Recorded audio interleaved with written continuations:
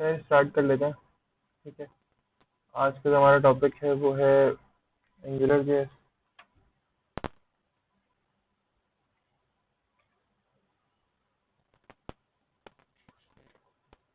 आज का टॉपिक हमारा एंगुलर जेएस है और एंगुलर जेएस के अंदर हमने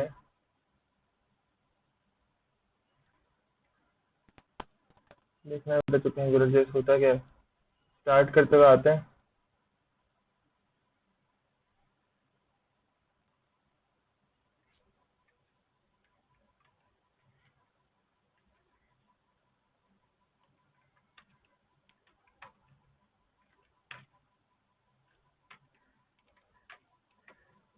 अच्छा, फिलहाल सिर्फ सेशन 1 की तो हमें थोड़ी सी जो थ्योरी है ना वो देखनी पड़ेगी, क्योंकि सेशन नंबर 1 ऐसा सेशन है जिसके अंदर कम से कम हमें जो बेसिक इन्फॉर्मेशन है एंगुलर जेएस के बारे में वो प्रोवाइड की जा रही है, वो यहाँ पे हमें मिल रही है। सही है।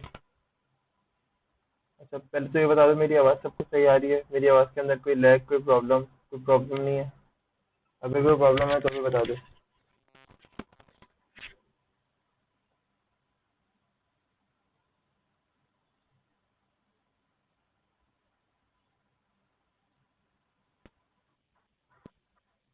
बिल्कुल सही आ रही है सबको? बिल्कुल सही आ रही है मेरी आवाज़?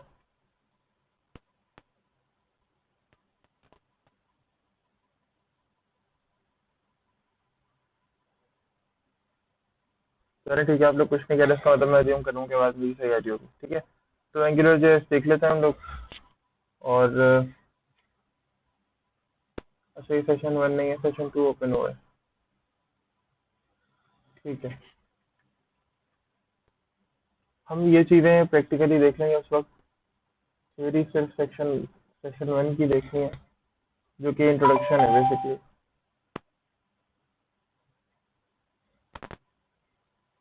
अच्छा जी, किसी को पता है एंगुलर जेएस के बारे में कुछ भी? किसी ने इससे पहले कुछ सुना हो इसके बारे में?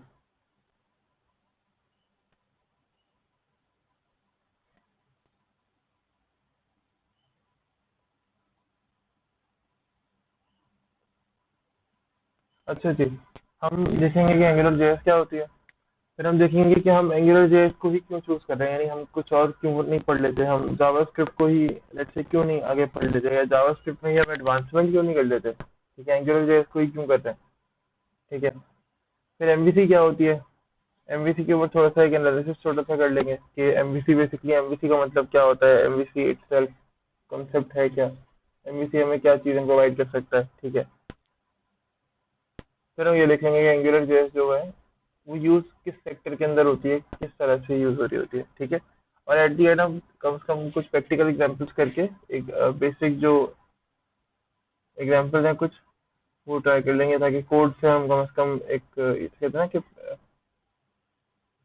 कोड से हम फेमिलियर हो जाएं इसके। हम प्रैक्टिकल करेंगे बट फर्स्ट सेशन के अंदर, क्योंकि जाहिर है किसी भी चीज़ का इंट्रोडक्शन तो होता है ना, वो इंट्रोडक्शन तो आपको थ्योरी बेस्ड ही होगा, थ्योरी बेस्ड ही मिलेगा। किसी से फर्स्ट टाइम मिलते भी हैं हम तो पहले उससे बात ही करते हैं ना, या उससे काम करवाना शुरू कर देते हैं। अभी एंगुलर जैसे बस पहली मुलाकात है और आप एंगुलर जैसे काम करवाना शुरू करेंगे।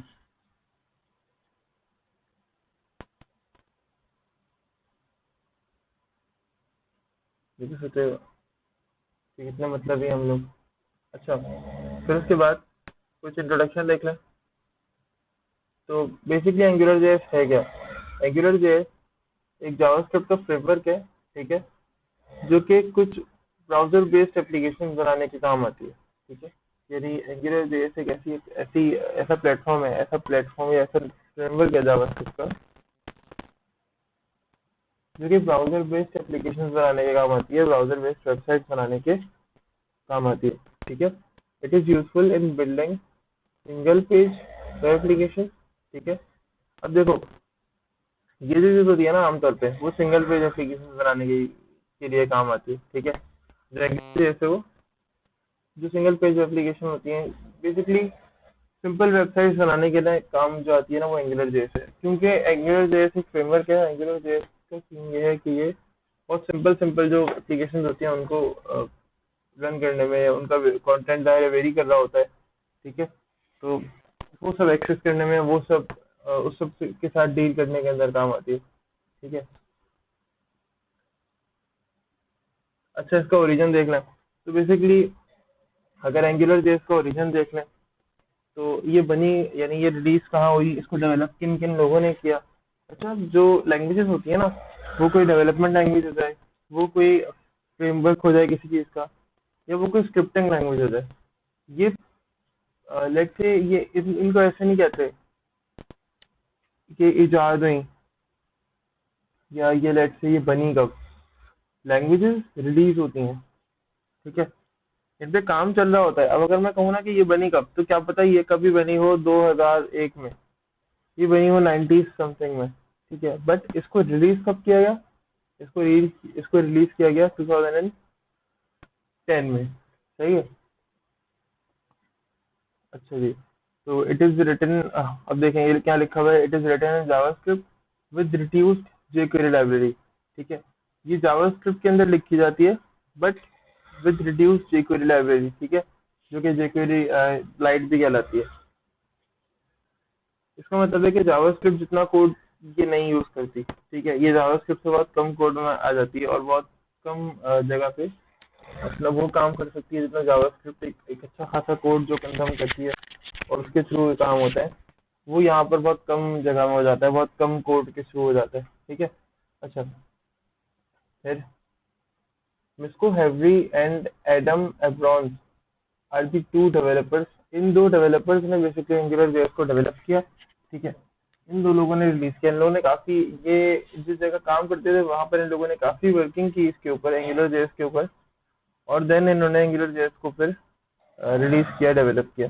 ठीक है, it was first released in October 2010।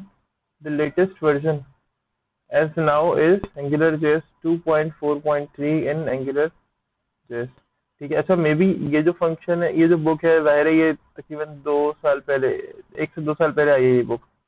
ठीक है, तो यानी ये जो सेशन है या आप लोगों की जो बुक्स हैं 1 से 2 साल पहले आई हैं, तो क्या पता उस वक्त AngularJS का जो वो था ना वर्जन, वो लेटेस्ट यही था 2.4.3। बट अभी क्या होगा, अभी क्या पता वर्जन चेंज हो गया हो। तो अभी ये मत कहना शुरू हो जाना, यानी ये मत परेशान होना, ये मत कहना कि ये जो वर्जन सर यहाँ लिखा हुआ है वो वर्जन तो वहाँ पर है ही नहीं। ठीक है, तो फ्रेंड्स में वहाँ पे वो लोग क्या करते हैं, लेटेस्ट वर्जन रखते हैं वेबसाइट के ऊपर। एंगुलर जेएस की वेबसाइट अभी हम विजिट करेंगे, फ्रंट पे क्या होता है, हमेशा लेटेस्ट वर्जन होता है। तो लेटेस्ट वर्जन अगर आगे का होगा तो यकीनन वही वर्जन आपको सामने नजर आ रहा होगा। तो आप लोगों ने घबराना नहीं है, दायरे वर्जन जो है वो लेटेस्ट आपको नजर आएगा, बट 2.4.3 भी वहाँ पे अवेलेबल होना चाहिए। ठीक है।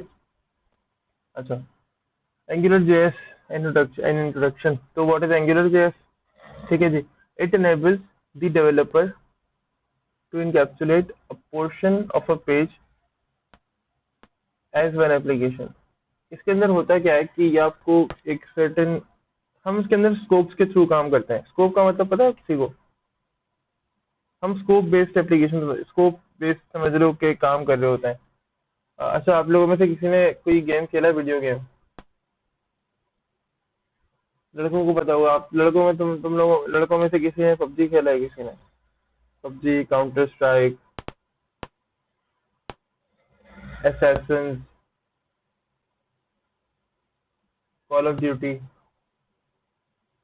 कोई भी गेम यार शूटिंग वाला, बचपन में वो इंटरनेट के ऊपर शूटिंग वाले गेम्स खेलते थे ना, उसके अंदर क्या होता था कि लेट से वो एक मुझे याद आ रहा है, इंटरनेट पे भी वो खेलते थे शूटिंग वाले गेम्स। उसमें वो एक क्या होता था, उसमें क्या होता था, एक गन मिलती थी और गन पे स्कोप लगा होता था, है ना। गन पे क्या होता है, एक स्कोप लगा होता है। अच्छा, अभी मिसाल देते हैं, इंटरनेट पे ना आप लोग देखिएगा, शार्प शूटर जो होते हैं ना, उनकी जो गन्स होती हैं उन पे एक छोटा सा पाइप लगा होता है गन के ऊपर। ठीक है, और गन के ऊपर जो पाइप लगा होता है उसमें ग्लास लगा होता है, और वो जो लोग होते हैं ना, वो जो शार्प शूटर होते हैं, वो उसमें देखते हैं और फिर अपना जो एम है वो सेट करते हैं। ठीक है। अच्छा, इससे फायदा क्या होता है, इससे वो एम बहुत परफेक्टली सेट कर पाते हैं। ठीक है, और एग्जैक्टली उसी जगह पे फायर जाके लगता है, एग्जैक्टली उसी जगह पे फायर जाके लगता है जहाँ पे वो चाह रहे होते हैं। ठीक है, ऐसा नहीं होता कि फायर इधर उधर किसी और को लग जाए, नहीं, एग्जैक्टली वही जो उनका मार्क होता है, उस मार्क पे जाके जो फायर है वो लगता है। ठीक है।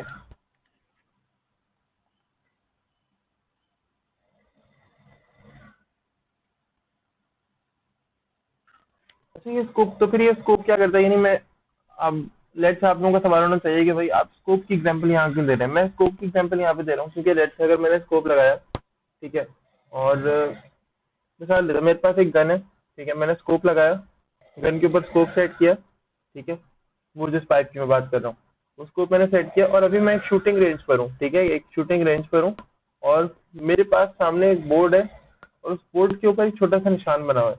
मुझे एग्जैक्टली उस मार्क पे फायर करना है जो वहाँ पे बना हुआ है उस वॉल पे, ठीक है, ये वो जो बोर्ड लगा हुआ है, अब उस बोर्ड के ऊपर वो जो छोटा सा मार्क है मुझे उस पर फायर करना है, ठीक है, और लेट से उस बोर्ड के इधर उस जो जो मार्क है उसके सराउंडिंग में मेरी कुछ इंपॉर्टेंट चीजें रखी हुई हैं, लेट से वहां पे जाके किसी ने मेरा फोन रख दिया, ठीक है। अब अगर मेरा निशाना या मेरा एम थोड़ा सा भी आगे पीछे होगा ना, तो क्या होगा, मेरा फोन खत्म, ठीक है, मेरा फोन जो है ना वो ये समझे कि बस वो खत्म हो जाएगा, ठीक है, यानी मेरा निशाना थोड़ा सा भी खत्म हुआ। लेकिन लेट से किसी ने मुझे वो गन सेट करके दे दी, स्टैंड लगा हुआ है वहां पर, और किसी ने मुझे वो गन सेट करके दे दी, उसका स्कोप एग्जैक्टली उस निशाने पे लग गया, उस मार्क पे लग गया, ठीक है, बस मुझे क्या करना है, फायर करना, सिर्फ ट्रिगर दबाना है और फायर हो जाएगा। और वो फायर कहाँ जाके लगेगा, वो फायर लगेगा जाकर उस पॉइंट पर जहाँ पे बोर्ड के ऊपर मार्क हुआ हुआ है, ठीक है, बेशक मेरा मोबाइल फोन वहाँ पे पास में ही रखा हुआ हो, कुछ कोई भी मेरी इंपॉर्टेंट चीज रखी हो, मेरा फायर वहाँ पे मेरी चीजों पे नहीं लगेगा, एग्जैक्टली सिर्फ मार्क पे लगेगा, क्योंकि अब की जो स्कोप है वो पहले से सेट हुआ हुआ है, ठीक है। एंगुलर जेएस की एप्लीकेशन के अंदर क्या होता है कि आप स्कोप बेस्ड एप्लीकेशन बना रहे होते हैं, यानी हर चीज का एक स्कोप होता है। अगर आप एक डिव बना रहे हैं तो डिव का स्कोप क्या होगा, वो डिव जब तक क्लोज नहीं हो जाती, अगर आप कोई वेरिएबल या कोई भी काम कर रहे हैं तो वो डिव के अंदर तक चलेगा, डिव जब वो डिव खत्म क्लोज हो जाएगी, उस डिव का टैग क्लोज, उसके बाद वो काम नहीं चलेगा, ठीक है। हम डिस्कस करेंगे इसको आगे, और मैं एग्जांपल इसकी दिखाता जाऊंगा मुख्तलिफ जगहों पे, ठीक है। तो हम क्या करते हैं, अब लेट से पूरा पेज है, ठीक है, पूरा पेज है हेडर सेक्शन फुटर, मैं चाह रहा हूँ सिर्फ हेडर के ऊपर एंगुलर जेएस अप्लाई करूँ, तो क्या होगा, जो हेडर का टैग है ना, सिर्फ उसके अंदर मैं एंगुलर जेएस अप्लाई कर सकता हूँ, पूरे हेडर के टैग के अंदर चलेगी, उसके अंदर जितनी भी चीजें आएंगी, पिक्चर्स, आइकन, सब पे चलेगी, लेकिन हेडर के टैग के बाहर एंगुलर जेएस वर्क नहीं करेगी, ठीक है। अच्छा, the objective of AngularJS is to provide a framework that makes it easy to implement, ठीक है, देखें, well designed and well structured web pages and application। अच्छा, एंगुलर जेएस क्या कर रही होती है, एंगुलर जेएस का जो ऑब्जेक्टिव है जी वो ये है कि आप एक अच्छी वेबसाइट यूज करें जो कि वेल स्ट्रक्चर्ड हो, वेल डिजाइंड हो, ठीक है, और ऐसी वेब ऐसा उसकी इम्प्लीमेंटेशन जो है वो इजी हो, ठीक है, क्योंकि यहाँ पर जो कोड कोड होता है वो थोड़ा सा इजी होता है निस्बतन और लैंग्वेजेस से, ठीक है। अच्छा, Angular JS makes web application and the code very simple to write, test and maintain, ठीक है। एंगुलर जेएस क्या कर रही होती है, ये जो आपका कोड होता है एंगुलर जेएस का वो थोड़ा सिंपल होता है,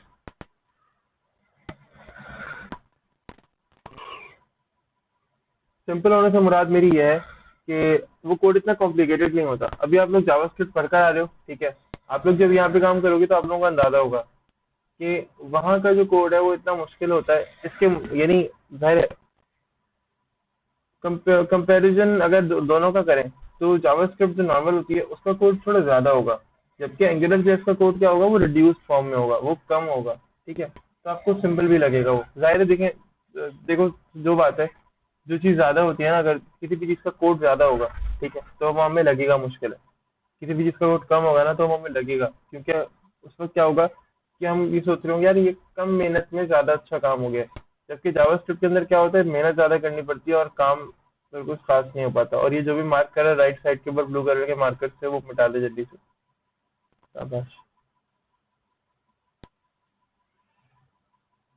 कोशिश किया करें कि ये ना किया करें, ना करें।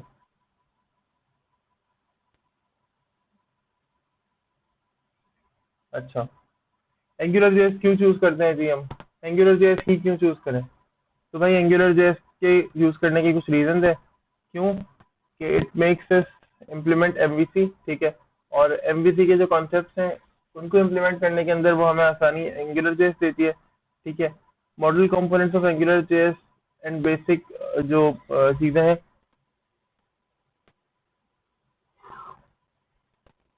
हम उनको इम्प्लीमेंट कर सकते हैं, उनके कॉन्सेप्ट्स को इम्प्लीमेंट कर सकते हैं एंगुलर जेएस के थ्रू, इसलिए हम एंगुलर जेएस को यूज करते हैं।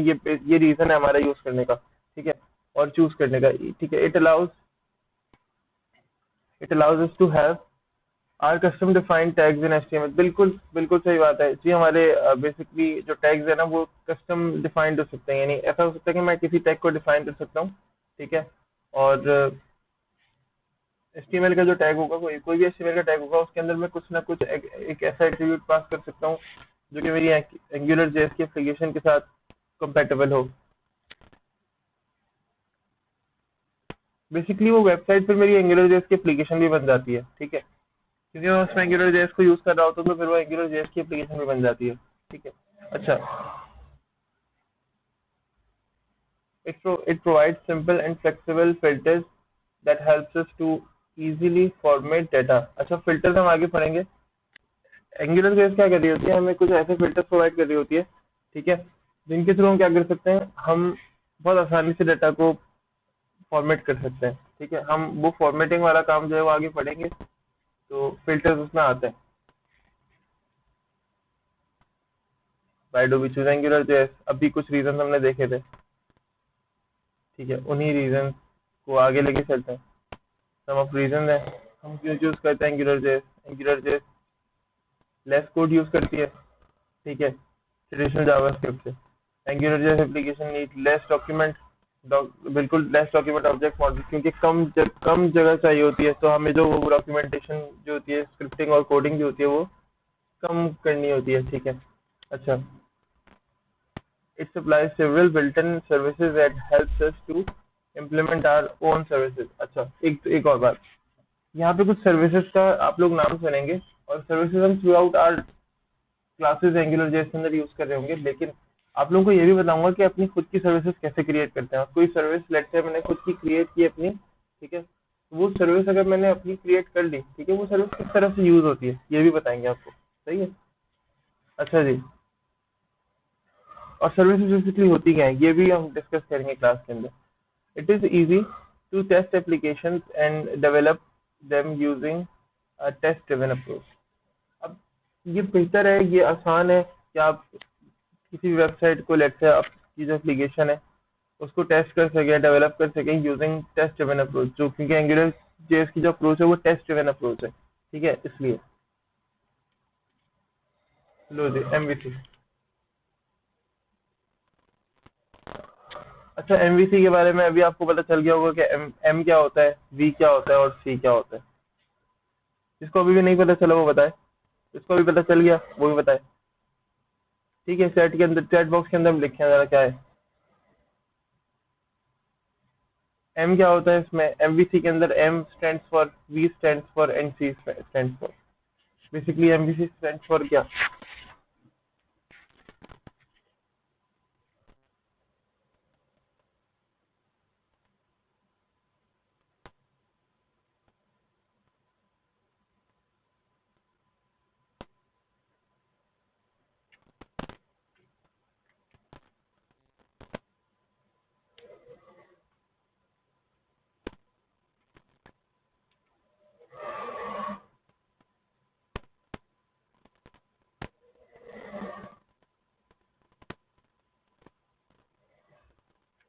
अच्छा भाई, अटेंडेंस हो गई, उसके बाद नहीं होगी।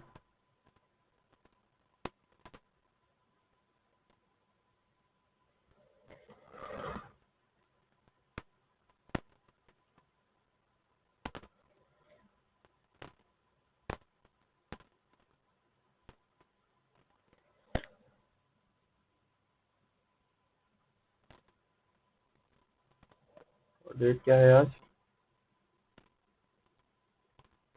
23।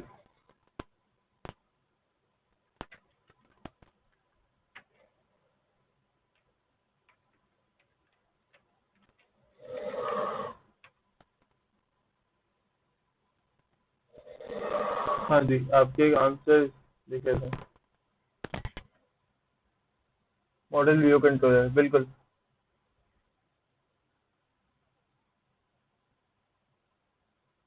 सही। तो M for model, V for view और सी फॉर कंट्रोलर। ठीक है, अब इसको डिस्कस करते हैं, बहुत आसान है। हम सेकंड सेमेस्टर में भी ये पढ़ेंगे। ठीक है, बट सेकंड सेमेस्टर में हम बाकायदा जब डेवलपमेंट कर रहे होंगे तब इंशाल्लाह ये पढ़ेंगे। ठीक है, अभी अगर आप लोगों को मैं सच्ची बात बताऊँ ना, तो एमवीसी जो मैंने पढ़ी थी, जो मैंने एमवीसी पढ़ी थी अपनी डॉट नेट के साथ, जो मैंने डॉट नेट के साथ पढ़ी, जो मैंने पीएचपी के साथ पढ़ी, जो मैंने जावा के साथ पढ़ी, क्योंकि एमवीसी एक कॉन्सेप्ट है, एक डिजाइन पैटर्न है। ठीक है, और चलो पहले देखते हैं, मैं बता देता हूँ, फिर मैं थोड़ा बता दूँ कि कॉन्फ्लिक्ट है क्या। एंगुलर जेएस के अंदर एमवीसी की जो वर्किंग है ना, वो थोड़ी सी डिफरेंट है नॉर्मल प्लेटफॉर्म से। मैं वो भी डिस्कस करता हूँ। ठीक है, एमवीसी का आर्किटेक्चर देख लेते हैं। अब एमवीसी एक डिजाइन पैटर्न है। डिजाइन पैटर्न का मतलब क्या होता है? ऐसा पैटर्न जो कि आपको किसी कोई चीज डिजाइन करने में मदद करे। एमवीसी आपकी एप्लीकेशन को डिजाइन करने में आपकी मदद करता है। ठीक है, एक आर्किटेक्चर है, समझ लें। सही है, अच्छा। अब आर्किटेक्चर के अंदर अगर आप देखें, तो एमवीसी आपको एक वे प्रोवाइड कर रहा होता है कि आप एमवीसी का स्ट्रक्चर अडॉप्ट करें और फिर अपनी एप्लीकेशन को डेवलप करें। ठीक है, जैसे कि मैं मिसाल देता हूँ। आप लेट्स से हम एक घर बना रहे हैं। ठीक है, अब एक घर मैं बना रहा हूँ।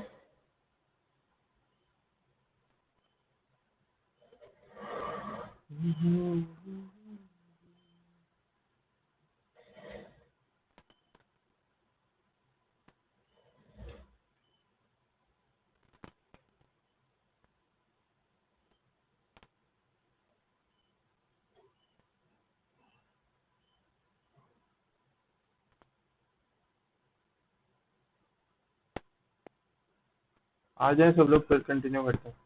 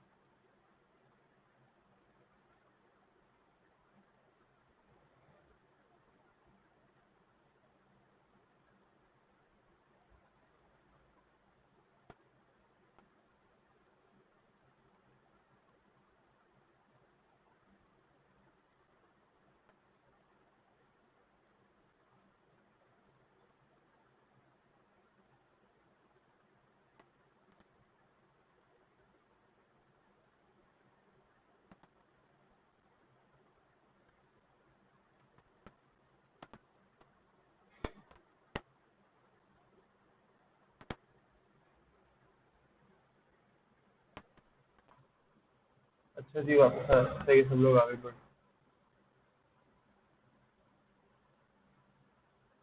अच्छा जी, तो आगे बढ़ते हैं हम लोग। सही है, सब लोग हो गए। अच्छा, एमवीसी का जो आर्किटेक्चर है, मैं इसकी बात कर रहा था। एमवीसी का बेसिकली जो आर्किटेक्चर है ना,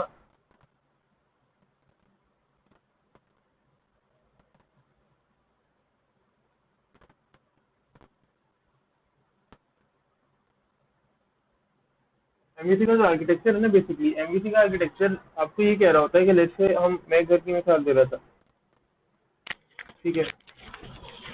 अभी एक घर जब मैं बना रहा होता हूँ, ठीक है, तो अगर मैं हम अपनी मिसाल लेते हैं, लेट्स से मैं या हुजैफा या आमिर या निशा या अरीफा, हम लोग लाइक डेवलपर्स हैं, डिजाइनर्स हैं। अभी फर्स्ट सेमेस्टर तक की बात कर रहा हूँ मैं भी, लेट्स से चलो आप हम सब बराबर हैं, ठीक है। अभी हम क्या हैं, हम वेब डिजाइनर्स हैं ज़्यादा से ज़्यादा, ठीक है।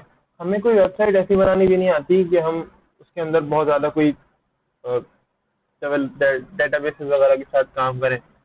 हाँ, हम फ्रंट एंड एक अच्छा सा डिज़ाइन खड़ा कर सकते हैं, बहुत अच्छा सा खूबसूरत सा एक डिज़ाइन खड़ा कर सकते हैं, लेकिन मामला है घर बनाने का। अब हमें अपने अपने घर बनाने, ठीक है। मैं आर्किटेक्चर का नहीं हूँ ना, मैं घर बना रहा हूँ। अब मैंने कहा कि जी ये जो रूम है ये ऐसे बनेगा, ये रूम ऐसे बनेगा, ये स्टडी रूम होगा, ये ड्राइंग रूम होगा, ये हमारे घर का रेस्ट रूम होगा, ये लेट से यहाँ किचन यहाँ होगा, ठीक है। ये वाला एरिया इस काम के लिए रखूंगा, ये वाला एरिया इस काम के लिए रखूंगा, सही है। मैं क्यों?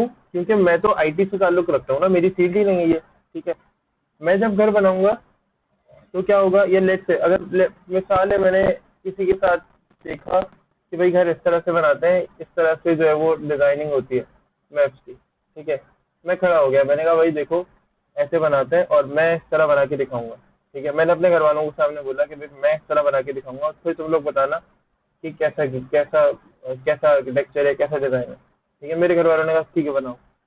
अभी मेरे घर बनाने में और एक प्रोफेशनल आर्किटेक्चर के घर बनाने में बहुत फर्क है, जमीन आसमान का फर्क होगा। क्यों?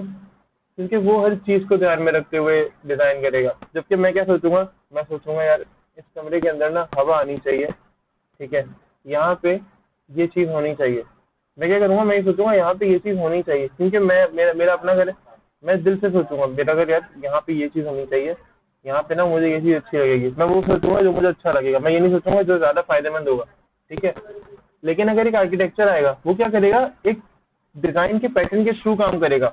वो कुछ रूल्स एंड रेगुलेशंस को देखेगा, ठीक है, कुछ सर्कमस्टांसेस को देखेगा जो कि मेरे घर बनाने के अंदर प्रॉब्लम ला सकते हैं। जबकि मैं क्या कर रहा हूँ, मैं उन सबको इग्नोर कर चुका हूँ, मुझे तो पता ही नहीं होंगे वो। मैं सोचूंगा नहीं यार ये तो कुछ भी नहीं होते, ये तो ऐसी ही बातें कर रहे हैं, और ये तो पता नहीं कहाँ की बातें कर रहे हैं, समझ में आने वाली नहीं है।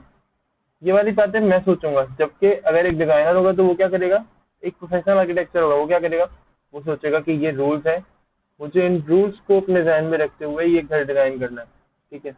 वो हर एक छोटे से छोटा स्टेप उठाने से पहले ये बातें सोचेगा, ठीक है। अब एमवीसी भी एक डिजाइन पैटर्न है, तो एप्लीकेशन जो एमवीसी में बनती है ना, वो कुछ रूल्स कुछ रेगुलेशंस को फॉलो करती हैं, ठीक है।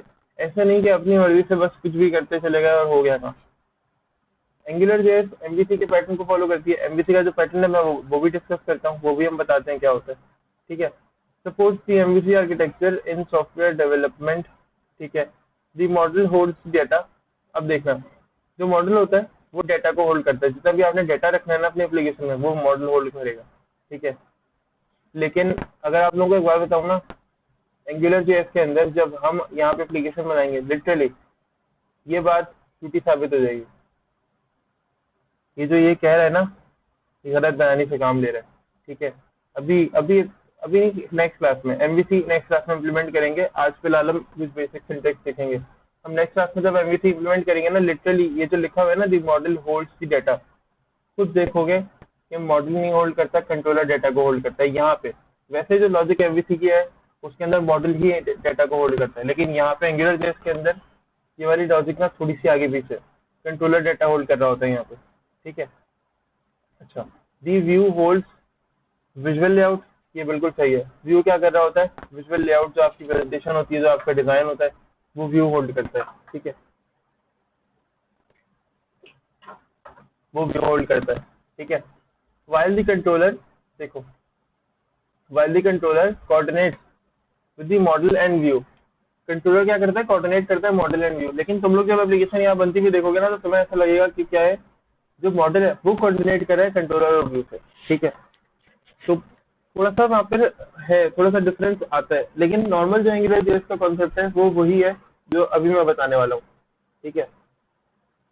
MVC MVC is equal to model view controller. Example देते हैं, हम एक रेस्टोरेंट में गए, ठीक है, और रेस्टोरेंट में क्या हुआ, हमने कुछ ऑर्डर किया, ठीक है, लेट्स से हमने खाना ऑर्डर किया, कोई भी डिश हमने ऑर्डर की, ठीक है। अब मिसाल देते हैं, मैंने क्या ऑर्डर किया, मैंने एक कढ़ाई ऑर्डर किया, एक बिरयानी ऑर्डर की। अब एक कढ़ाई के कुछ इंग्रेडिएंट्स होते हैं, ठीक है। मैं गया वहाँ पे, मैं जाकर एक टेबल मैंने अपने लिए रिजर्व करा ली, ठीक है। मैं बैठा, मैंने वहाँ पे क्या अपने लिए ऑर्डर किया, मैंने लेट से कढ़ाई अपने लिए ऑर्डर की, ठीक है। अब मुझसे ऑर्डर लेने क्या कौन आया, मैं यूज़र हूँ, हम एमवीसी पढ़ रहे हैं, मैं यूज़र हूँ, मुझसे ऑर्डर लेने के लिए कौन आया, मुझसे ऑर्डर लेने के लिए, मेरी रिक्वेस्ट को हैंडल करने के लिए मैंने जाके रिक्वेस्ट की कि मुझे कढ़ाई खानी है। मेरी रिक्वेस्ट को हैंडल करने के लिए कौन आया, वेटर। वेटर कौन होगा, कंट्रोलर। कंट्रोलर वो होता है जो यूजर की रिक्वेस्ट को हैंडल करता है, ठीक है, और ये देखता है कि इसे मॉडल तक देना है या नहीं देना। जैसे कि वो जो वेटर था, अब उसको ये पता था कि जी हमारे पास आज कढ़ाई है या नहीं है, या हमारे कढ़ाई वाले शेफ्स जो है वो अभी है या नहीं है, जा चुके हैं, या हमारे पास इंग्रेडिएंट्स है या नहीं है, लेट्स से। अब वो खुद सोचेगा, ये मेरा हेडेक नहीं है, ये यूजर का हेडेक नहीं है कि इंग्रेडिएंट्स है नहीं है, शेफ चले गए या हैं, आज दिन है या नहीं है, कोई और मसला है या कुछ नहीं है, या कोई चीज़ खराब तो नहीं है। ये मेरा मसला ही नहीं है, मुझे ये सब कुछ नहीं जानना, मुझे ये जानना है कि मिलेगी या नहीं मिलेगी, बस। ये वेटर का काम है, वेटर इस बात को मेच्योर करेगा कि खुद सोचे। मेरा काम नहीं है ये, मुझे नहीं सोचना। वेटर क्या करेगा, वेटर कहेगा सर जी ऐसा हमारे यहाँ जो है आज वो कढ़ाई है, और आप थोड़ा सा वेट करें, मैं आपके लिए ऑर्डर कर देता हूँ, ठीक है। वेटर ने मेरे लिए ऑर्डर कर दी कढ़ाई। अब वेटर ने ऑर्डर तो कर दी, ठीक है। वो जो कढ़ाई वाला ऑर्डर था, वो वेटर कहाँ लेकर गया, वो वेटर लेकर गया शेफ के पास। शेफ से जाके कहा कि भाई कढ़ाई का ऑर्डर आया है, ठीक है, और आप क्या करो, आप एक जो कढ़ाई है वो बना दो। शेफ ने क्या किया, अब कंट्रोलर गया किसके पास, यूजर के पास से कंट्रोलर गया किसके पास, मॉडल के पास। मॉडल कौन है, जिसके पास डेटा है। डेटा किसके पास है, डेटा है शेफ के पास। शेफ के पास सारा डेटा है कि वो मेरे लिए कोई भी डिश बना सकता है, ठीक है। ये शेफ पर है कि वो कंट्रोलर को डाटा देता है या नहीं देता। अगर उसके पास डाटा होगा तो वो इस बात का पाबंद है कि वो कंट्रोलर को डाटा देगा। अगर उसके पास डाटा नहीं है, ठीक है, तो कंट्रोलर ये देखकर मुझे खुद ही बता दे, सही है। और मॉडल क्या करता है, मॉडल इस डाटा को मैनिपुलेट करके जो भी तरीका होता है ना, मॉडल कंट्रोलर को डाटा दे देगा, ठीक है। और कंट्रोलर को डाटा देने के बाद कंट्रोलर क्या करेगा, यहाँ पे इस केस में क्या है कि जो शेफ था उसने जो भी डिश थी वो कंप्लीट की, उसने कढ़ाई बनाई, ठीक है, और उसने कढ़ाई किसको दे दी, उसने दे दी दोबारा से वेटर को। वेटर ने जी उसने कढ़ाई अच्छी सी एक प्लेट में किसी भी चीज़ में सर्व करके वो वेटर को दी। वेटर ने क्या किया, वो कढ़ाई लाके मुझे दे दी। इसको फैमिली नहीं समझते हैं। कंट्रोलर इस एग्जाम्पल में है वेटर, वो वेटर जो मेरे लिए मेरी रिक्वेस्ट को हैंडल कर रहा था और मेरी रिक्वेस्ट को मॉडल के पास लेके जा रहा था, वो भी ये देखकर कि मॉडल मुझे ऐसा डेटा प्रोवाइड कर भी सकता है या नहीं। अगर मुझे नहीं प्रोवाइड कर सकता ना मॉडल ऐसा डेटा, ठीक है, तो कंट्रोलर कभी भी मॉडल के पास नहीं जाएगा। कंट्रोलर मॉडल के पास गया, मॉडल से कहा कि भाई ये डिश है, ये बना दो। मॉडल ने कहा कि ठीक है। मॉडल ने सारे इंग्रेडिएंट्स वगैरह एक जगह जमा किए, जिस तरह भी बनती है, जो भी रेसिपी होती है उस डिश की, मॉडल ने वो डिश बना दी। अब मॉडल ने क्या किया, दोबारा कंट्रोलर को बनाया। मॉडल ने कहा भाई इधर आओ। जब कंट्रोलर वापस आया तो मॉडल ने कहा कि ये डाटा है तुम्हारा तैयार हो गया है, ये जो डाटा है ना ये यूजर को ले जाके दे दो। फिर कंट्रोलर ने क्या किया, यहाँ से समझते हैं। मैं यूजर हूँ, मैं यहाँ पे खड़ा हूँ, ये रहा। मैं आया वेबसाइट के ऊपर, मुझे इतनी अच्छी सी प्यारी सी वेबसाइट लगी। मैंने रिक्वेस्ट करी, मैंने कहा मुझे जी खाना खाना है। वेबसाइट ने क्या किया, वेबसाइट ने वेटर को कहा कि भाई जरा देखो इसको। होटल के मैनेजर ने वेटर को कहा कि भाई जरा देखो इसको, ये नया कस्टमर है। कंट्रोलर ने चेक किया कि क्या हमारे पास कढ़ाई है या नहीं है, तो जी हमारे पास कढ़ाई थी। कंट्रोलर ने क्या किया, मॉडल को सारी रिक्वेस्ट दी, मॉडल से कहा कि भाईजान ये कढ़ाई है और ये यूजर को चाहिए, आप बना दें। मॉडल ने कहा कि ठीक है। मॉडल ने अपने सारे इंग्रेडिएंट्स है वो जमा किए एक जगह। अब मॉडल डायरेक्ट भी यूजर को दे सकता है, व्यू पे दे सकता है डेटा, और मॉडल ने क्या किया, कंट्रोलर को दिया, कंट्रोलर भी मुझे दे सकता है, ठीक है। मॉडल कंट्रोलर को देगा डेटा, और कंट्रोलर क्या करेगा, वो डेटा मुझे लाके दे देगा। सही, यहाँ तक कोई मसला है तो बताएं।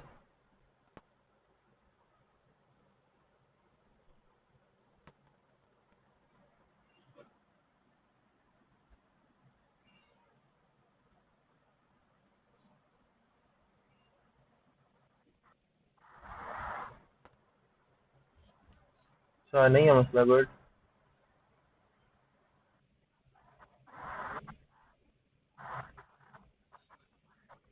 व्यू क्या करेगा?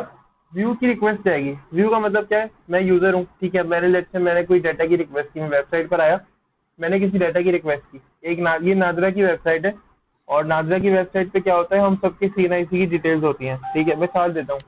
मैंने क्या किया, अपने सीएनआईसी की डिटेल्स मालूम करने की कोशिश की। मैं एक ऐसी जगह पे बैठा हुआ था जहाँ पे मुझे डिटेल्स नहीं पता थी, और मेरा सीएनआईसी भी मेरे पास नहीं था। मुझे सिर्फ नंबर पता था, और बाकी चीजें जो थी मुझे नहीं पता थी। लेट से मैंने रिक्वेस्ट की वेबसाइट के ऊपर। अब सामने सामने तो वो वेबसाइट मुझे नजर आ रही है HTML CSS की, लेकिन पीछे उसके ऊपर MVC इंप्लीमेंट हुई हुई है, ठीक है। यानी अगर मैंने रिक्वेस्ट की ना, तो क्या हो गया, वो रिक्वेस्ट गई कंट्रोलर के पास, कंट्रोलर ने उस रिक्वेस्ट को हैंडल किया, और कंट्रोलर ने इस बात को वेटर से पूछा, वहीं खड़े खड़े कंट्रोलर ने मॉडल से पूछा, मॉडल भाई तुम्हारे पास डेटा है इस यूजर का या नहीं है? या जो मॉडल ने जो लिस्ट प्रोवाइड की हुई थी कंट्रोलर को, ये डाटा मेरे पास है, ये डाटा नहीं है। कंट्रोलर ने उस लिस्ट में से देखा कि भाई ये जो डाटा है तकी साहब का, ये मेरे पास मौजूद है। तो कंट्रोलर ने क्या किया, मॉडल के पास गया, कंट्रोलर ने मॉडल से कहा कि भाई तकी का जो डाटा है वो मुझे दिखाओ। तो कंट्रोल मॉडल ने कहा कि चलो ठीक है, ये डाटा ले लो, ये वाले यूजर का है तुमने जिसका नाम लिया। कंट्रोलर ये डाटा अपने पास लेकर आया। कंट्रोलर ने क्या किया, अब जो एप्लीकेशन थी उसका जो व्यू था, जो मैं देख रहा था एज ए यूजर, उसके ऊपर ये डाटा क्या कर दिया, शो कर दिया। अब जब ये डाटा उसके ऊपर शो कर दिया, तो मैंने दोबारा से देख लिया। हमें तो लगता है कि बहुत छोटे से टाइम में काम हो गया, ठीक है, लेकिन बाकायदा इसके पीछे प्रोसेस हो रहा होता है। हमें तो लगता है कि बस हमने बटन पर क्लिक किया और काम हो गया, लेकिन पीछे पूरा का पूरा प्रोसेस चल रहा होता है, जो कि इस सारे सिनेरियो को मैच कर रहा होता है। अच्छा देखो, यहाँ पे एग्जाम्पल भी इन्होंने बनाई हुई है छोटी सी। कंट्रोलर, कौन सा कंट्रोलर है? अच्छा यहाँ पे देखो, अब ये इन्होंने एक गेम की एग्जाम्पल बनाई हुई है यहाँ पे छोटे से, ठीक है, जिसके अंदर क्या हो रहा है, MVC पैटर्न की एग्जाम्पल उन्होंने दिया है इसके अंदर, एंगुलर जेएस के अंदर, ठीक है। यहाँ पे क्या होता है, ये देखो, ये बता रहे हैं कि मॉडल जो है वो डायरेक्टली किससे रब्ता कर सकता है, व्यू से। मॉडल कभी भी व्यू से डायरेक्टली रब्ता नहीं करेगा। क्यों? क्योंकि एक रेस्टोरेंट के अंदर कभी भी यूजर जब जाएगा ना, ठीक है, कभी भी यूजर जब जाएगा, मैनुअली जब भी करेगा ना मॉडल, अगर व्यू से रब्ता, तब भी कंट्रोलर के थ्रू करेगा, डायरेक्टली कभी नहीं करेगा, ठीक है। तरीके होते हैं, हम C# के अंदर होते हैं तरीके, यहाँ पे नहीं होते। C# के अंदर जो होते हैं वे, उसके अंदर मैं आप लोगों को बताऊंगा, बट वहां पे भी देखना एरर्स आ रहे होंगे डायरेक्टली अगर करेगा तो, ठीक है। तो बेसिकली होता है ये, कभी भी आप किसी रेस्टोरेंट जाओगे, आपके सामने डायरेक्टली शेफ नहीं आ जाते। अगर आते भी है ना, तो उन्हें लेकर कौन आता है? उन्हें लेकर आता है हमेशा कंट्रोलर, जो कि वेटर होता है, सही है। तो कभी भी डायरेक्टली आपके पास शेफ्स नहीं आते। बस मैंने जब अब जब एग्जांपल मैंने कुछ सोच के दिया आप लोगों को, होटल किसी भी रेस्टोरेंट की एग्जांपल, ठीक है, क्यों मैंने यकीनन इसको स्टडी किया होगा, मैंने कुछ देखा होगा ऐसा, तो मैंने सभी रेस्टोरेंट की एग्जांपल दी है, ठीक है। अब अगर शेफ डायरेक्टली आ जाता है ना, तो मॉडल भी आ जाता है। अगर शेफ नहीं आता डायरेक्टली, तो मॉडल भी नहीं आता। और मैं खुद और आप लोगों को इस बात का अंदाजा है, लेट्स से अगर आप किसी रेस्टोरेंट का, आपके मुझे शेफ से मिलना है, तो कभी भी शेफ शेफ अकेला नहीं आएगा, वो जो वेटर है ना, वो जाएगा, वो शेफ को बुला के लेकर आएगा अपने साथ, ठीक है।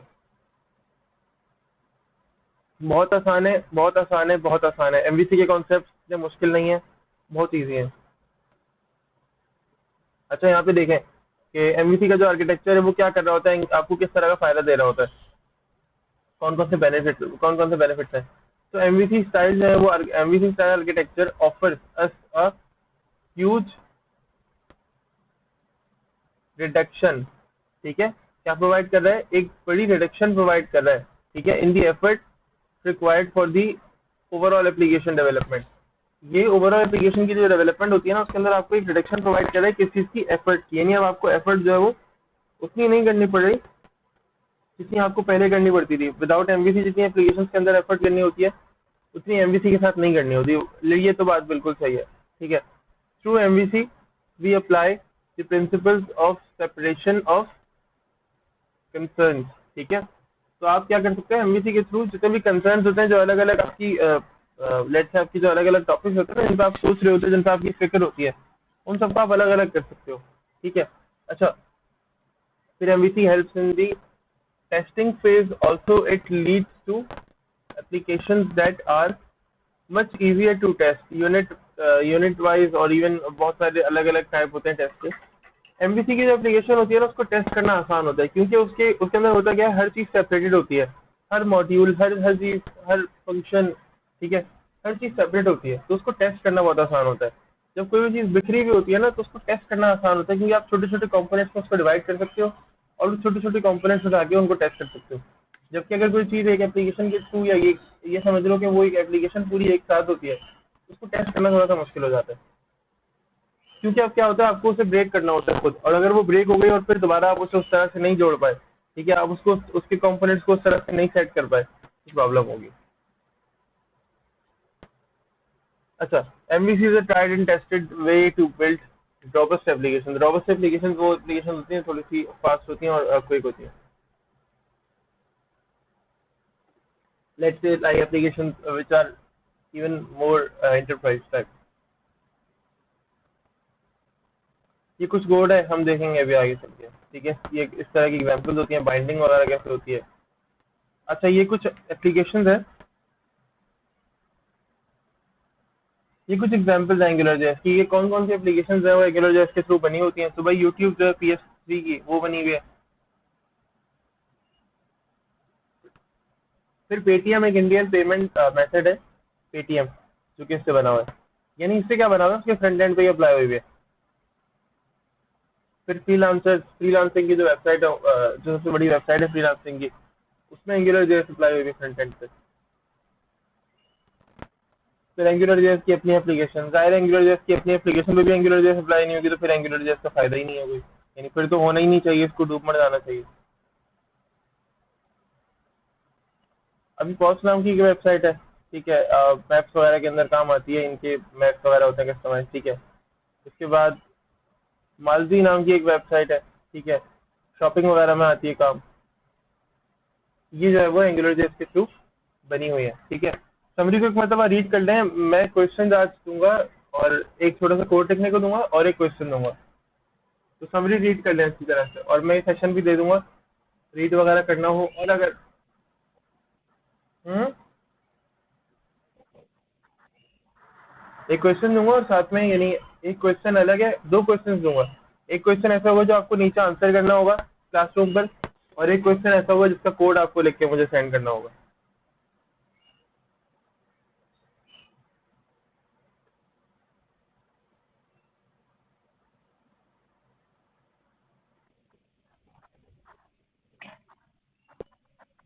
कितना लिमिटेड टाइम नहीं देता? अरे मैं लिमिटेड टाइम देता हूँ। अगर ये मैं आप लोगों को क्लास में पढ़ा रहा होता ना एपटेक के अंदर, तो पता है मैं आपको कितना टाइम देता, कितना टाइम देता मैं आपको? हो जाते हैं इसके बाद। माशाल्लाह।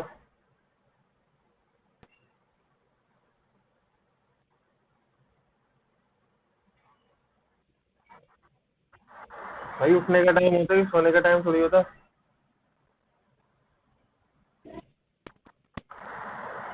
कब सोए थे?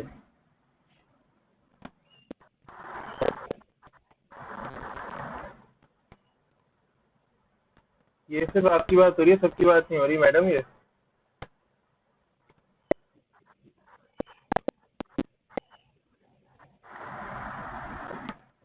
कोशिश किया करें, कर लिया करें। आपको पता है मुझे एपटेक से पता है क्या कहा गया है? मुझे क्या कहा गया है, मुझे एपटेक की तरफ से ये कहा गया है कि बच्चों को सिर्फ 3 से 4 घंटे का टाइम देना है, और मैं आप लोगों को कितना कितना टाइम दे रहा होता हूँ, 2 दिन का। सोचा आप, एक एक दो दो दिन का टाइम दे रहा होता हूँ मैं आप लोगों को फिर भी। नो सर, क्या नहीं देता मैं टाइम? बस कर दें यार, बड़े बड़े प्रोजेक्ट्स होते हैं तो मैं देता हूँ टाइम। अगर ज़्यादा काम होता है अगर ज़्यादा काम होता है तो मैं देता हूँ, और अगर ये भी काम मैं ज़्यादा दूंगा तो मैं टाइम भी ज़्यादा दूंगा, क्योंकि ज़ाहिर है मुझे अंदाजा है ना कि कितनी देर में हो सकता है काम। अगर मैं काम ज़्यादा दूंगा तो मैं टाइम भी ज़्यादा दूंगा। मैं काम बहुत कम सा दूंगा, एक छोटी सी डेफिनेशन लिखनी होगी, और आई थिंक 4-5 लाइन्स का, ये कुछ लाइन्स का कोड होगा, बहुत ज़्यादा नहीं होगा, मुश्किल से 10-15 मिनट का होगा।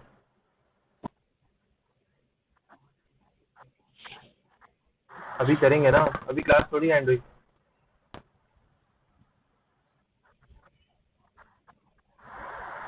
अभी टाइम कहाँ हुआ? बेसिक तो देख लें कम से कम, क्वेश्चन दे देंगे फिलहाल, कोड नहीं देंगे, बेसिक तो देख लें कम से कम। अच्छा, एंगुलर जैसी जो एप्लीकेशन होती है ना, इसके अंदर होता ही है कि आपको बेसिकली क्लासरूम पे लिख दीजिएगा, क्लासरूम पे ही आंसर सबमिट करना है, वहीं पे जैसे हम पहले क्वेश्चन के आंसर वहाँ पे सबमिट करवा चुके हैं वैसे ही ये भी आंसर होगा। अच्छा, एंगुलर जेएस के बारे में, एंगुलर जेएस का मसला ये है कि आप लोगों ने भी देखा था, मैं सेशन जो पढ़ा रहा था उसके अंदर लिखा हुआ था, ये वाली बात लिखी हुई थी कि एंगुलर जेएस की जो यानी एंगुलर जेएस है वो अपनी खुद की वेबसाइट में भी यूज़ होती है, ठीक है, जिसके बारे में मैंने ये कहा था कि अगर ये अपनी वेबसाइट में भी यूज़ नहीं होगी तो फिर क्या फ़ायदा है इसका। ठीक है, दिखा देते हैं, है ना, हम ये बात कर देते हैं कि एंगुलर जेएस अगर अपनी ही खुद की वेबसाइट में यूज़ नहीं होगी, ठीक है, तो फिर एंगुलर जेएस का फ़ायदा ही नहीं है, इसको होना ही नहीं चाहिए था। तो एंगुलर जेएस की अपनी वेबसाइट होती है जो कि angularjs.org है।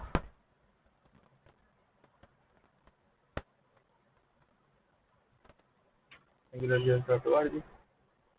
अच्छा, एंगुलर और एंगुलर जेएस ये दो अलग अलग लैंग्वेजेस हैं, ये लोग, ये दोनों अलग अलग काम कर रहे हैं, ये दोनों एग्जैक्टली सेम काम नहीं कर रहे, ये लोग थोड़ा सा अलग अलग काम कर रहे हैं। यानी एंगुलर जो है वो फुल फ्लैश एप्लीकेशन बनाने के काम आ जाती है, ठीक है, एंगुलर डेटाबेसेस वगैरह के साथ भी बहुत ज़्यादा काम कर रही होती है, जबकि एंगुलर जेएस जो है वो फ्रंट एंड के ऊपर ज़्यादातर काम करती है। ठीक है, हम एंगुलर जेएस पढ़ रहे हैं, नॉट एंगुलर। क्या करते हैं जी, अब आप न्यू एंगुलर जेएस भी ट्राई कर सकते हैं। मैं क्या कर रहा हूँ, एंगुलर जेएस यहाँ से कर रहा हूँ, मैं न्यू एंगुलर नहीं कर रहा, मैं एंगुलर जेएस कर रहा हूँ डाउनलोड। अब इसके अंदर होता क्या है कि आपके कुछ प्रोसेस होते हैं, यानी आप, अब ये कुछ आपको ऑप्शन देती है कि जी आप ब्रांच, आप क्या चीज़ करना चाह रहे हैं, लेटेस्ट या लेगेसी पुराना कोई वर्जन, तो मैं जी बिल्कुल 1.7 लेटेस्ट वर्जन करना चाह रहा हूँ। ठीक है, बिल्ड कौन सी हो जी, कंप्रेस्ड हो, मिनिफाइड हो, या अनकम्प्रेस्ड हो, या जिप्ड हो। मैं अनकम्प्रेस्ड लेता हूँ, मैं कोशिश भी करता हूँ कि मैं अगर तो टेस्टिंग के लिए काम कर रहा हूँ ना तो मैं अनकम्प्रेस्ड फाइल लूँ। जब मैं इसको मिसाल है, यही वेबसाइट या यही जो काम है, आप भी फर्ज करते हैं कि मैं आप लोगों को काम करा रहा हूँ और यही जो प्रोजेक्ट होगा ये मैं ऑनलाइन कर दूंगा यूजर्स के लिए, तो मैं क्या करूँगा, ये मैनिफाइड वाली फाइल यहाँ से डाउनलोड करके उसको लिंक कर दूंगा, तो फिर क्या होगा, मेरी फाइल जो है वो काफ़ी हल्की हो जाएंगी। ठीक है। अच्छा, अगर आप सीडीएन लेना चाह रहे हैं तो सीडीएन यहाँ से कॉपी कर सकते हैं। ठीक है, इसके अलावा आप ब्राउजर के थ्रू करना चाह रहे हैं, ब्राउजर में इंस्टॉल करना चाह रहे हैं तो ब्राउजर में इंस्टॉल कर सकते हैं, ये ब्राउजर के थ्रू इंस्टॉल कर देता है। ठीक है, मैं जी अनकम्प्रेस फाइल लेना चाह रहा हूँ और मैं डाउनलोड के बटन पर क्लिक कर रहा हूँ, ये कोड ओपन हो गया। ठीक है, अब आप लोगों को याद है जे क्वेरी का भी, कि जे क्वेरी का भी कोड आप लोग किस तरह से डाउनलोड करते थे, बिल्कुल वैसे ही। मैं कंट्रोल एस कर रहा हूँ। ठीक है,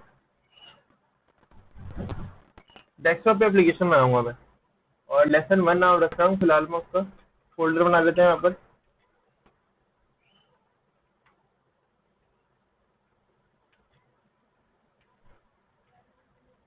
लेसन 1, और यहाँ पे जेएस का फोल्डर बनेगा।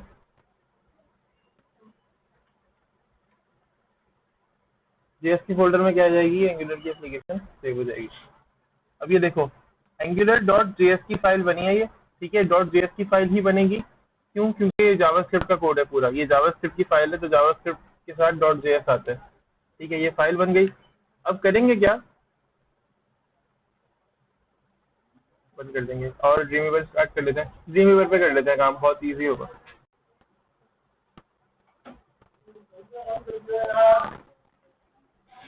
ठीक है,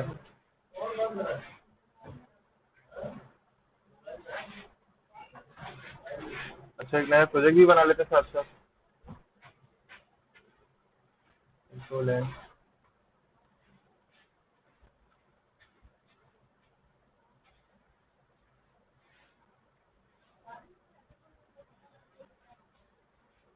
लेसन 1, और यहाँ पे हम क्या कर देते हैं,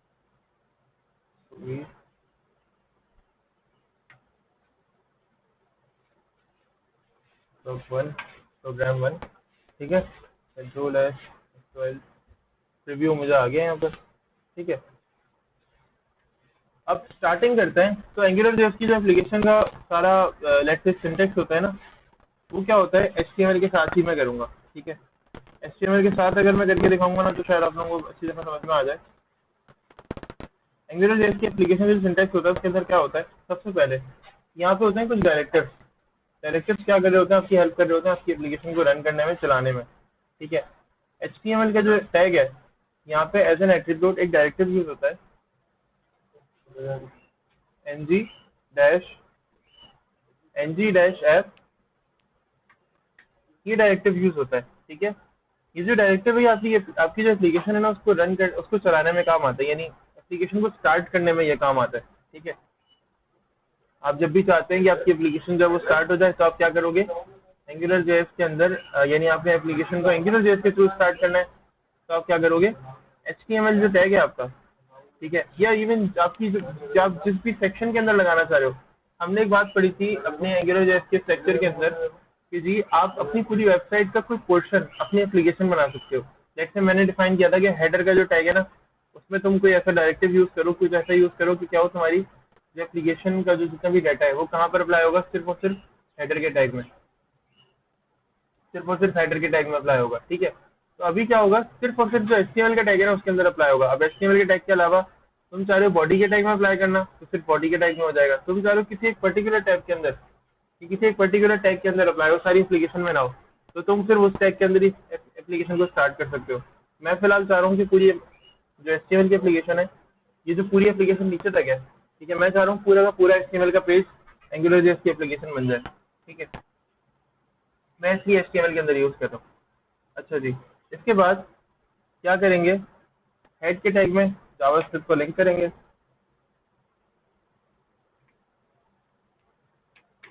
स्क्रिप्ट और फिर लेंगे JS।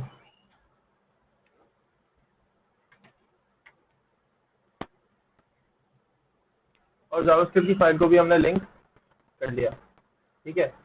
अब क्या करते हैं, यहाँ बॉडी में आता है। यहाँ बॉडी में आने के बाद मैं सिर्फ ये बाइंड करके बता रहा हूँ, ठीक है, और ये मीटिंग एंड होगी ना तो क्लास भी एंड कर ही देंगे। सिर्फ मैं बाइंड करके बता रहा हूँ कि एप्लीकेशन की चलती किस तरह से। देखो,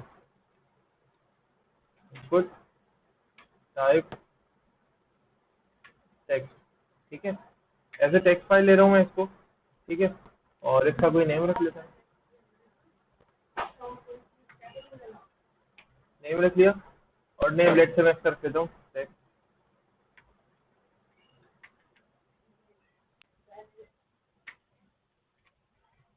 तो लेट से मैं इसका नाम रख देता हूँ txt नेम। अब यहाँ पर क्या होता है, मैं इसको एक और डायरेक्टिव देता हूँ, एक और एट्रीब्यूट देता हूँ जो कि है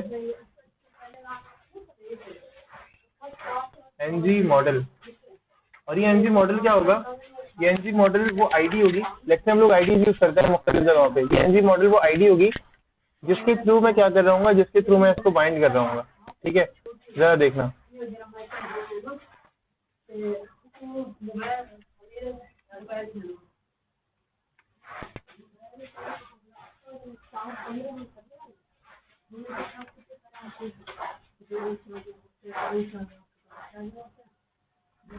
तो क्या नाम रखा हमने, इसका नाम रख दिया नेम।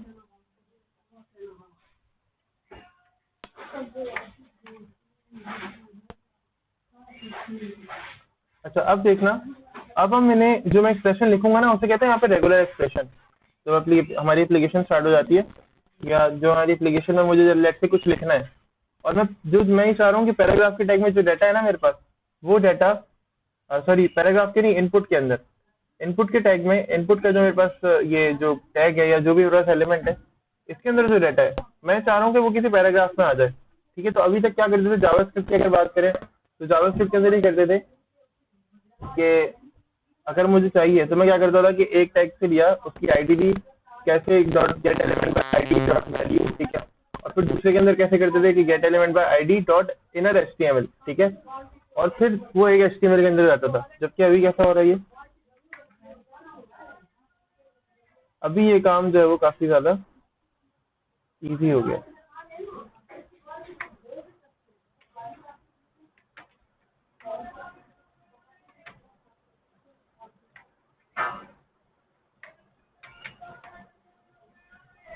अब ये क्या कहलाते हैं, यहाँ पे ये रेगुलर एक्सप्रेशंस कहलाते हैं कुछ, मतलब ये यहाँ की कुछ रेगुलर एक्सप्रेशन है। यहाँ पे क्या करो, सिंपल नेम को यहाँ से उठाया,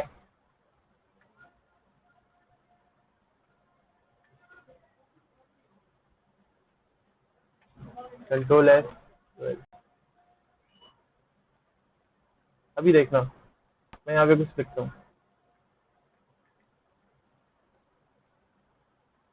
देखो आंसर लिखा हुआ आ रहा है। जी भाई, आ रहा है आंसर लिखा हुआ।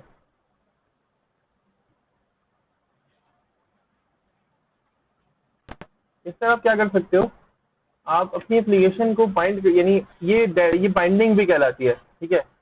मैंने क्या किया, अभी मैंने डाटा को बाइंड कर दिया है। हम इस बाइंडिंग को throughout our Angular JS करते रहेंगे कवर, कि एंगुलर जेएस बेसिकली ज्यादातर जो एम्फसाइज कर रही होती है वो इस डाटा बाइंडिंग के ऊपर कर रही होती है। तो हम throughout our Angular JS को इंशाल्लाह कवर करते रहेंगे। अब ये क्या होती है, बेसिकली ये हमारी जो होती है ना, डाटा की बाइंडिंग हो जाएगी। आप किसी एक चीज से डाटा को बाइंड, यानी किसी एक डाटा को बाइंड कर दो एप्लीकेशन के किसी भी दूसरे हिस्से से, ठीक है। अगर मैं पहले की मिसाल लूँ तो पहले मैं काम कैसे करता, मैं किसी वेरिएबल की वैल्यू को क्या करता, पैराग्राफ के टैग में लेकर आता। लेकिन अभी मैंने क्या किया, बस एक डायरेक्टिव, एंगुलर जेएस के अंदर सही बात बताऊं तो डायरेक्टिव्स का खेल है सारा। बस एक डायरेक्टिव जो कि ज़रा पावरफुल था, ठीक है। उसने क्या किया, उसने मेरे डाटा को उठाया, जो भी इसके अंदर वैल्यू आई उसने इसको उठाया और इसको कहाँ लाके रख दिया, इस पैराग्राफ में लाके रख दिया, ठीक है। और ये सारा काम, ये जो कोड किया ये समझ में आया आपको।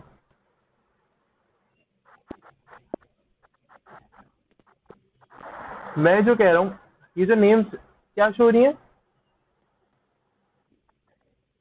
अच्छा ये जो सिलेक्शन शो हो रही है, अच्छा होता ये क्रोम के ऊपर आप किसी टेक्स्ट बॉक्स लिखेंगे ना कहीं पे भी, गूगल क्रोम पे आप अपने कंप्यूटर में लिखें, ठीक है। तो क्या होता है, सजेशन शो होते हैं। ये मैंने नहीं बनाए भाई, ये खुद ये गूगल की तरफ से है। क्योंकि मैं ये नेम आमतौर पर टाइप कर रहा होता हूँ क्रोम पे, इसलिए। कोई कुछ पूछना चाह रहे हैं और भी? आई थिंक किसी और का भी माइक ओपन हुआ था।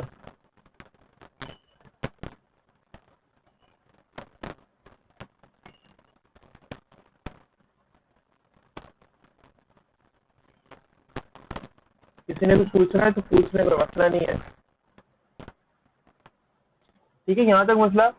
अब वो हुआ क्या,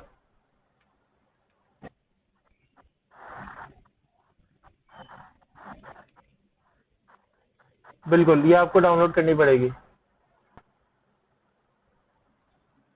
अच्छा देखेंगे सब हुआ क्या, कि मैंने एक टेक्स्ट बॉक्स बनाया, टेक्स्ट बॉक्स में मैंने एक एट्रीब्यूट पास किया, एक डायरेक्टिव पास किया जो कि एनजी मॉडल है। एनजी मॉडल, अब ये एनजी ऐप, एनजी मॉडल, ये सब क्या होता है। एनजी का मतलब होता है एंगुलर, ठीक है।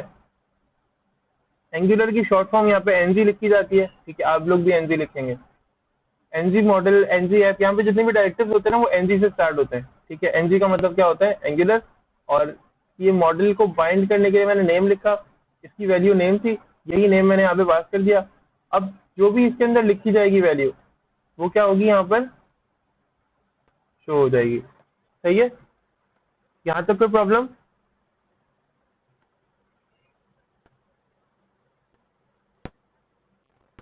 यहाँ तक कोई प्रॉब्लम सब किसी को?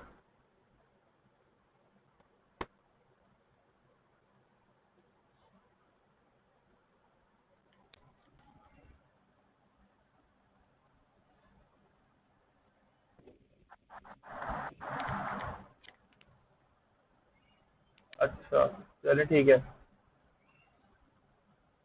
अब करना ये है, लेट्स से मैं ये चाह रहा हूँ कि ऐसा एक नेम ना हो, दो नेम्स आ जाए, ठीक है।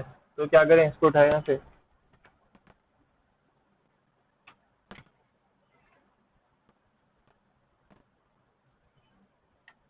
नेम वन,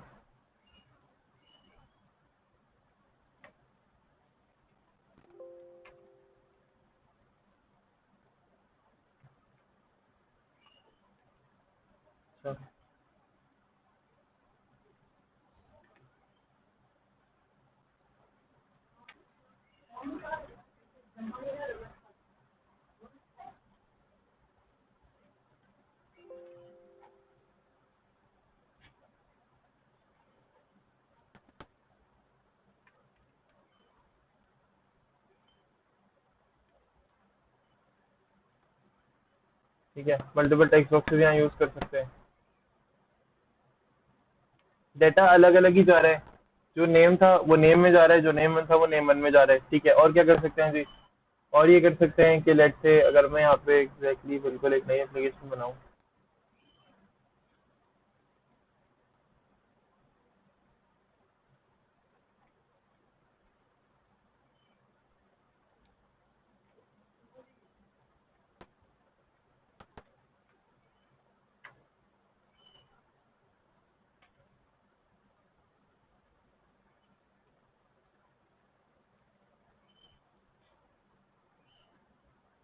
बता दें यहाँ से। मैं असल में एंगुलर की एप्लीकेशन जो है वो दोबारा पूरी पूरी ये स्क्रिप्ट वगैरह पूरा पूरा नहीं करना चाह रहा था इसकी, ठीक है। इनपुट टाइप नंबर, ठीक है। और क्या करें यहाँ पर इनपुट टाइप नंबर के अंदर इसको देते हैं नेम, लेट से नेम दे दिया मैंने वन, और मैंने एनजी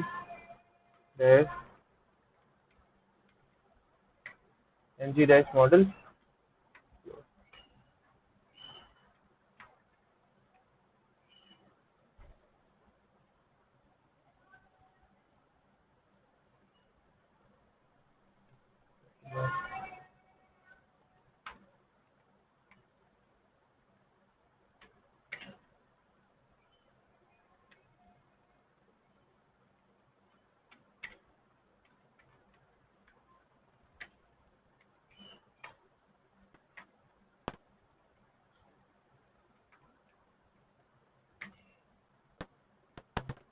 डैश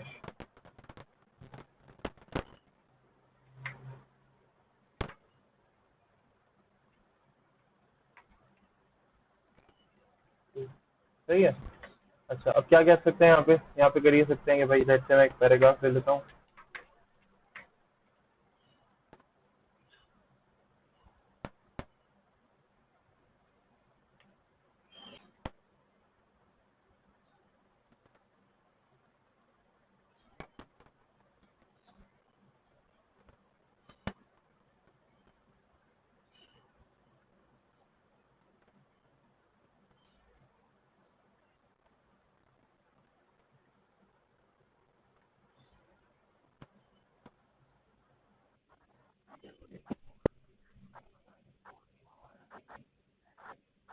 बताते हैं।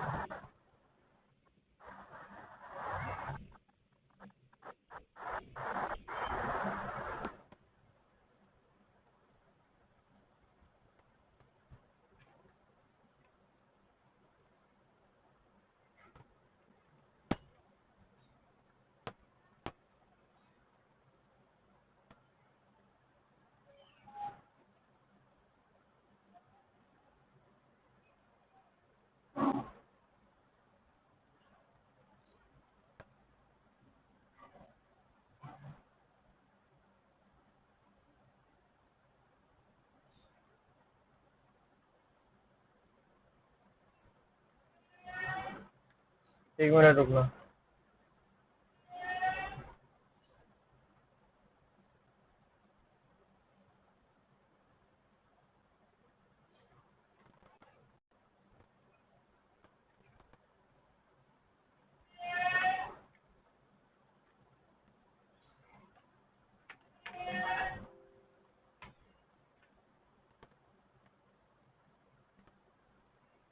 अच्छा जी, देखो मैंने क्या किया, यहाँ पे दो टेक्स्ट बॉक्सेस बनाए, ठीक है।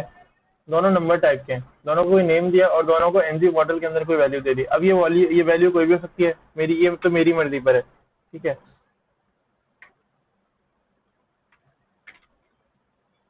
अब क्या कर सकता हूँ मैं क्या कर सकता हूँ, ये वन प्लस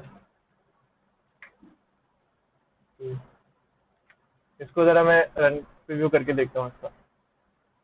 देखो ये दो नंबर आ रहे हैं, ये हो गया 12 और ये क्या हो गया, ये गया 12। जरा देखो एडिशन के अंदर क्या आ रहा है, 24 आ रहा है। जावास्क्रिप्ट याद करो, जावास्क्रिप्ट के अंदर एक छोटा सा फंक्शन भी कितना टाइम लेता था। जावास्क्रिप्ट के अंदर एक छोटा सा फंक्शन भी काफी जो मेरा टाइम है ना वो कंज्यूम करता था। कैसे? लेट से ये दो लाइंस अलग होती थी, ठीक है। ये दोनों आ गई, ठीक है। उसके बाद फिर क्या करते थे आप, पैराग्राफ में जो टैग है, यानी अब अभी कितने लाइंस में, थ्री लाइन ऑफ कोड के अंदर मैंने एक छोटा सा एडिशन का जो प्रोसीजर था वो परफॉर्म कर लिया। बट अगर जावास्क्रिप्ट को याद करो, ठीक है, तो क्या होता था, तीन वेरिएबल्स तो बनते थे नॉर्मल एडिशन के लिए, दो नंबर्स के और एक रिजल्ट का। उसके अलावा क्या होता था, दो जगह से यूजर इनपुट लेते थे, तो दो लाइन अलग आ गई प्रॉम्प्ट की, या तो फिर किसकी, टेक्स्ट बॉक्सेस के लिए। अगर टेक्स्ट बॉक्स की आ गई तो फिर वो document dot gate element by ID वाली वैल्यू अलग, और इनपुट वाला जो सेंटेंस है वो स्टेटमेंट है वो अलग। कितनी सारी स्टेटमेंट्स, तकरीबन भी इतनी स्टेटमेंट्स होती हैं कि पूरा पेज कवर हो जाता है, या तकरीबन इतना हिस्सा तो इस पूरे डॉक्यूमेंट का कवर हो जाता है। लेकिन यहाँ पे क्या है, थ्री लाइन्स के अंदर मैंने डॉक्यूमेंट कंप्लीट कर लिया। अगर देखो ना एग्जैक्टली जो कोड है वो थ्री लाइन्स है, और उसके अंदर मैंने ये जो अपनी रिक्वायरमेंट थी वो पूरी कर दी, सही। तो अभी क्या है, फर्क आ रहा है अब मेरे काम में। अब क्या हो रहा है, मैं कम काम कर रहा हूँ और ज्यादा एडवांटेज हासिल कर रहा हूँ। पहले क्या होता था, मैं ज्यादा काम करता था और एडवांटेज क्या होता था, वो कम होता था। तो जैसा तुम्हें भी समझ में आया।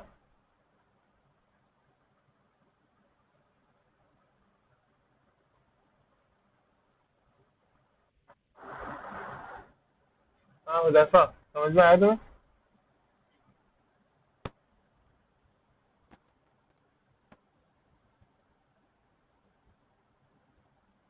चलो सही, गुड।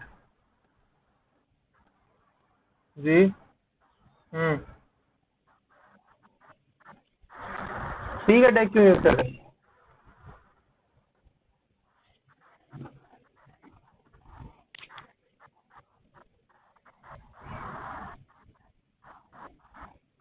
या यहाँ मैंने प्लस का साइन लगाया मैंने, माइनस मल्टीप्लाई डिवाइड जो भी लगाने लगा दीजिएगा, चेंज हो जाएगा।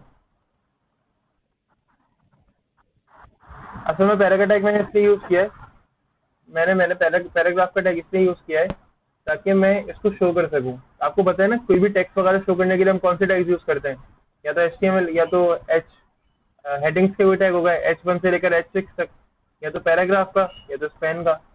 अभी मैंने सोचा पैराग्राफ का यूज कर लें, आप कुछ और भी यूज कर सकती हैं,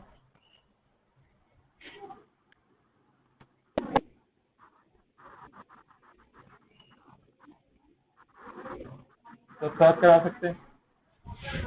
क्या पता है कैसे, ये स्टेटमेंट कॉपी करें।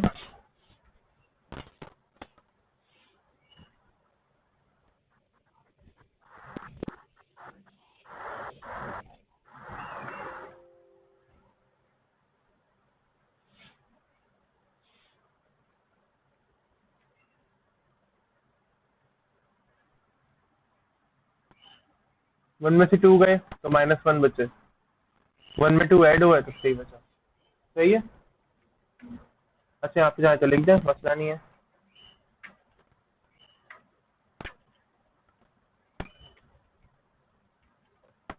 एडिशन,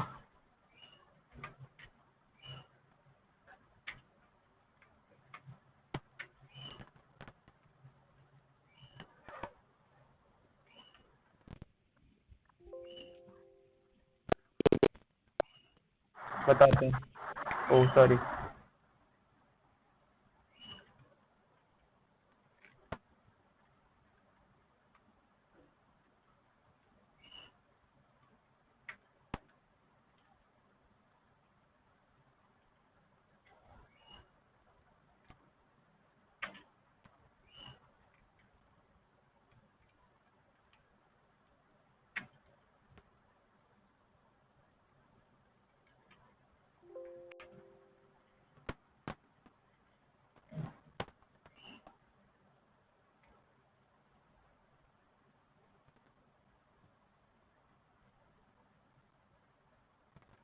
अच्छा, क्योंकि ये रेगुलर एक्सप्रेशंस होते हैं, ये जो डबल कर्ली ब्रैकेट्स हैं, और आपने कुछ भी लिखना है तो पैराग्राफ के अंदर ये डबल कर्ली ब्रैकेट्स लाजमी लिखना है, उसके अंदर फिर वो डेटा लिखना है, ठीक है। इसके बगैर नहीं कर सकते। ये बात याद रखना, मेरी सब लोग याद रखिएगा वाली बात, ठीक है। इसके बगैर नहीं कर सकते। और इसके अलावा फाइल लिंक की बात कर रहे थे, तो फाइल जो तुम लिंक की बात कर रहे हो ना, मैंने क्या किया था, एंगुलर वाली जो फाइल मैंने डाउनलोड की थी angular.js.org की वेबसाइट से, ठीक है। और उसको मैंने अपनी HTML की जो फाइल थी उससे, HTML की जो मेरी जो एप्लीकेशन है एंगुलर जेएस की, उससे मैंने सिंपली लिंक करा लिया स्क्रिप्ट के टैग से, ये यही पूछे हो दफा।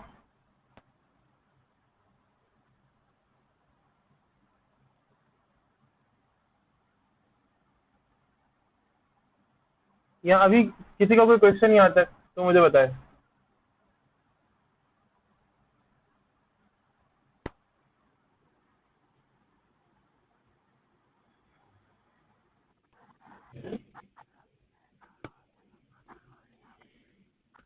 सही है।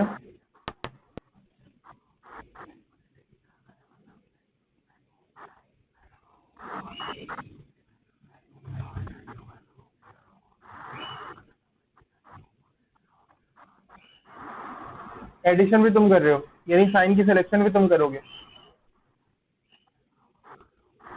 साइन की सिलेक्शन, चलो हम वो भी देख लेंगे, करेंगे आगे करेंगे। बटन के साथ में काम कराऊंगा ही तो फिर तब कर लेंगे, मसला नहीं है। सही है। मैंने आगे तुम्हें बताना ही है कि इसके अंदर फंक्शन किस तरह, फंक्शन के साथ किस तरह काम करते हैं। तो जब मैं तुम्हें ये बताऊंगा कि फंक्शंस के साथ किस तरह काम करते हैं, तभी मैं तुम्हें ये सारा काम करवा दूंगा उसी वक्त। तो तुम ये कह रहे हो ना एडिशन और सब्ट्रैक्शन वाली बात, तो उस वक्त ही कर लेंगे। सही है।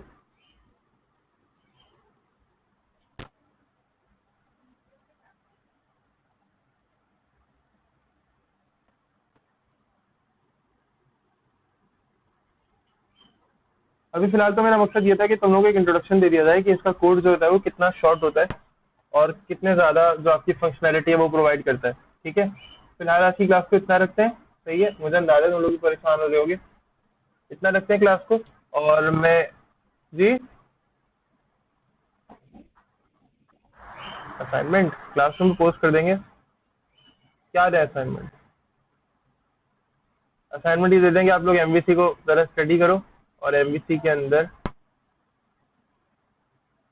किसी भी एक चीज़ को अपनी वर्डिंग्स के अंदर।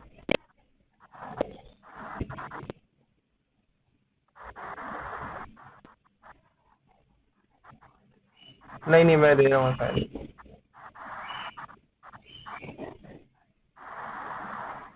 क्वेश्चन,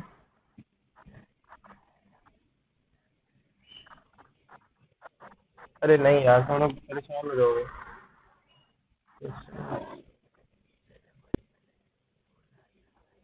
चलो ऐसा करो कि एमवीसी को सिर्फ यहाँ से देख लेना, मैं ये वाली फाइल भी अपलोड कर दूंगा, सिर्फ एमवीसी को देखना।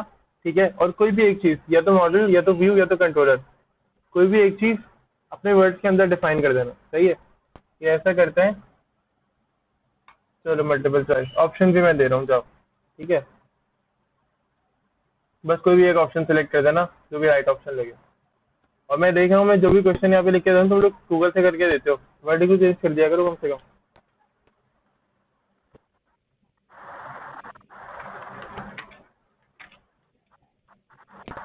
मैं कह रहा हूँ जो आप लोग इंटरनेट से कॉपी करके भी देते हैं मुझे, उसकी वर्डिंग को चेंज कर दिया करें कम से कम।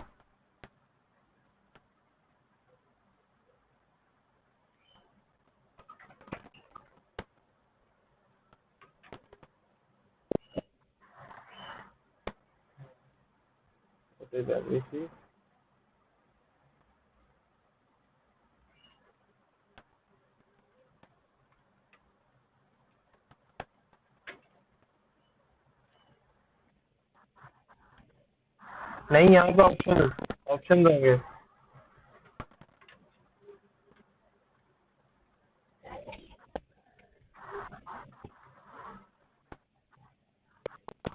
नहीं, चूज द करेक्ट आंसर होंगे। अभी आप, आपको मेरी स्क्रीन नजर आ रही है?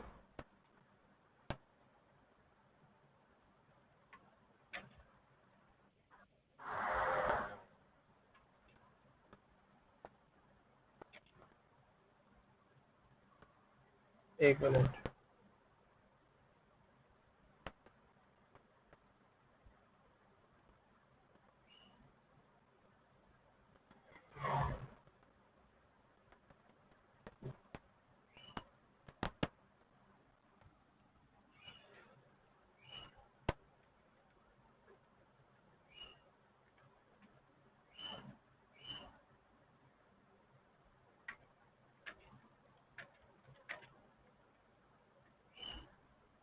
None of the above.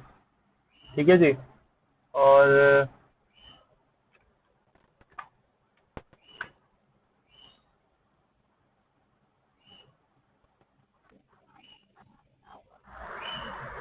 अभी क्वेश्चन पोस्ट हो जाए तो पता चल जाएगा आपको। इसका टाइम है 11 बजे तक का, ठीक है।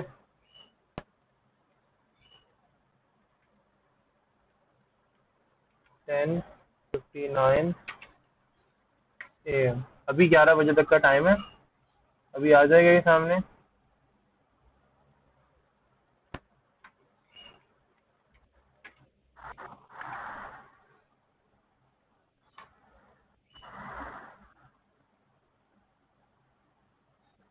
ये एक MCQ है, ठीक है। ये आएगा आपके सामने और आप इसमें से कोई भी एक क्वेश्चन जो है वो मार्क कर दीजिएगा, सही है।